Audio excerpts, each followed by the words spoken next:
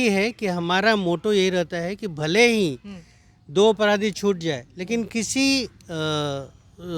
किसी बेगुनाह को सजा ना मिले। हम किसी में पार्टी में रहे, अगर क्रिमिनल है कोई भी तो उसके ऊपर कार्रवाई होनी चाहिए। और हम लोग ये हमेशा मांग किए हैं, हमारी पार्टी भी सरकार में रहे या ना रहे, गलत को गलत और सही को सही कहने का काम करती। ईडी ने रेड डाला और ये काफ़ी अच्छा है। ये मुझे भी लगता है लोकतंत्र के लिए काफ़ी अच्छा है कि केवल विरोधियों का ही ऊपर रेड नहीं होता है, जो गलत होते हैं उनके ऊपर ईडी सीबीआई आर्थिक इकाई का छापा पड़ रहा है।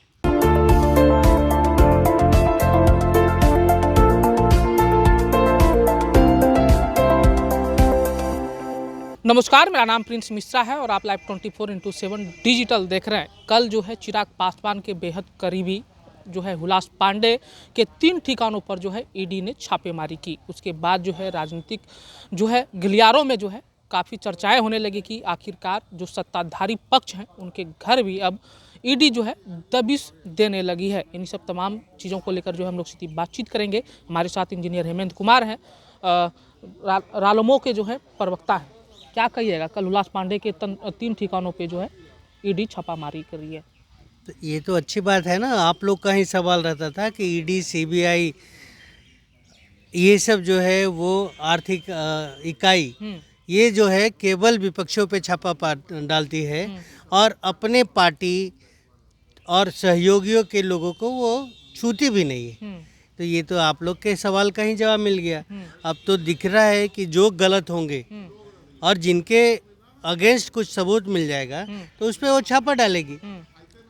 अब तो रहा नहीं कि ईडी जो है वो तोता है सरकार का या सीबीआई तोता रहा।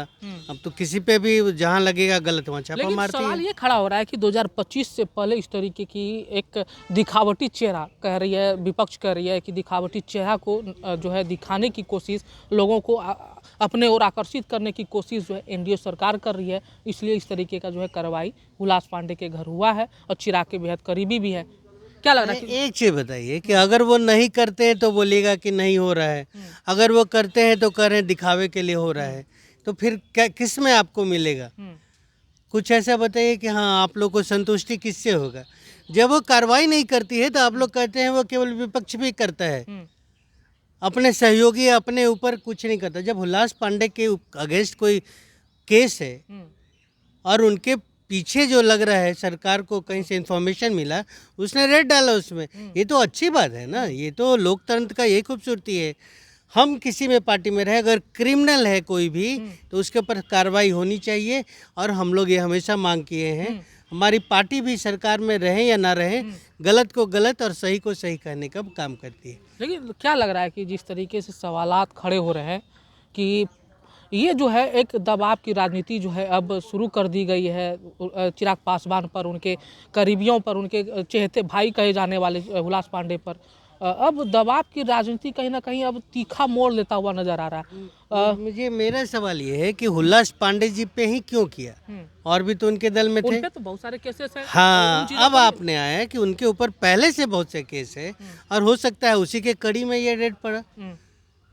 सवाल तो जवाब आप खुद दे दिए कि कुछ ना कुछ तो गड़बड़ है, तभी वहाँ पे सीबीआई या ईडी रेड डाल रही है। बाकी पे तो नहीं डाली, तो दिखावे के लिए नहीं है। केस था, उनके ऊपर सबूत मिला होगा, हो गई कार्रवाई। लगातार जिस तरीके से कहा, एक चर्चित कांड है ब्रह्मेश्वर मुखिया का, आप लोगों ने देखा ही होगा। उन चीज़ों को लेकर अभी भी जो है कई साल बीत गए, उन पर जो है सीबीआई भी गठन जो की थी, टीम गठन की थी, लेकिन अभी भी उन चीज़ों को लेकर जो है ठंडे बस्ते में डाल दिया गया। उनके जो मुख्य गवाह हैं लगातार मीडिया में आकर के सवाल खड़े कर रहे हैं कि जो सरकार सत्ताधारी पोषित संस्था है वो अब उनके ऊपर जो है काम नहीं करती है, उनके दबाव में जो है काम नहीं करती। क्या लग रहा है? देखिए, ये जो मामला कोर्ट में है ना, उस पर कोई भी टिक्का टिप्पणी करने का अधिकार किसी को नहीं है। और ये सही बात है कि हमारे यहाँ की जो कानूनी व्यवस्था है थोड़ा जटिल होता है और लंबा चलता है। उसका यही है कि हमारा मोटो यही रहता है कि भले ही दो अपराधी छूट जाए लेकिन किसी बेगुनाह को सजा ना मिले। इस वजह से भी थोड़ा डिले होता है। चलिए अंतिम सवाल लेते हैं। ये जो ईडी की रेड हुई है 2025 से पहले, लोगों को आकर्षित करेगी या इसका कुछ परिणाम देखने को मिल सकता है, क्योंकि लगातार विपक्ष सवाल भी खड़े कर रहे ये हैं। 2025 के पहले 2024 ये मायने नहीं रखता है, क्योंकि केंद्र का सरकार हो गया, मतलब केंद्र में चुनाव हो गया है। अब बिहार में चुनाव है करके रेड पड़ा है, ये सब आप राजनीतिक दृष्टि से देखना छोड़ दीजिए, राजनीतिक चश्मा हटाइए। सिंपल सवाल, और आपने ही जवाब दिया कि उनके ऊपर पहले से भी कई मुकदमे चल रहे हैं। इसी कड़ी में ईडी या सीबीआई का रेड पड़ा। थी, लेकिन 2025 से पहले देखिए, सबका प्रोसीजर होता है, सबका एक तरीका होता है। जब उनको टाइम मिला, पुख्ता सबूत मिला होगा, तब वो रेड डाले। अब ये कहिए कि इसका इंतजार कर रहे थे 25 के लिए, तो ये मेरा चिराग पासवान शांत बैठेंगे क्या? ये देखिए, चिराग पासवान जी बताएंगे, लेकिन ऐसे नहीं हुआ है ना कुछ तो था उनके ऊपर केस। ये तो चिराग पासवान जी भी समझते हैं। अगर केस नहीं होता तो ईडी तो नहीं डालती रेड। कुछ बात थी, ईडी ने रेड डाला, और ये काफ़ी अच्छा है। ये मुझे भी लगता है लोकतंत्र के लिए काफ़ी अच्छा है कि केवल विरोधियों का ही ऊपर रेड नहीं होता है, जो गलत होते हैं उनके ऊपर ईडी सीबीआई आर्थिक इकाई का छापा पड़ रहा है। ये थे हमारे साथ इंजीनियर हेमंत कुमार, जिनका साफ तौर पे कहना है कि जो विपक्ष सवाल खड़े कर रही थी कि जो है सरकार, जो केंद्र की सरकार है, वो विपक्षियों को जो है सिर्फ बरगलाने के लिए, उनको उन पर जो है दबाव डालने के लिए जो है ईडी सीबीआई तमाम हथकंडे अपनाती थी। लेकिन अब आपको ये महसूस होगा कि जिस तरीके से सत्ताधारी पक्ष के घर जो अगर कुछ गलत काम करते हैं, उनके ऊपर भी अब ईडी सीबीआई शिकंजा कसना शुरू कर दी है। ऐसे में आप लोगों को क्या लग रहा है, कमेंट बॉक्स में जरूर बताइएगा। फिलहाल के धन्यवाद।